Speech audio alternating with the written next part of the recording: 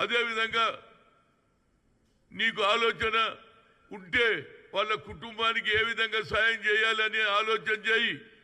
అంతేగాని నీకు ఎవరు అడ్వైజ్ ఇస్తున్నారో నాకు తెలియదు. కానీ అప్పుడే ఆంధ్ర నుంచి ఆఫర్స్ వస్తున్నాయి, మా దగ్గర రండి, మేము సినిమా ఇండస్ట్రీస్కు అవకాశం ఇస్తాం, అన్ని విధాల సదుపాయం అని చెప్తున్నారు. ఇది ఏమిటి డ్రామా నాకు అర్థం కాదు.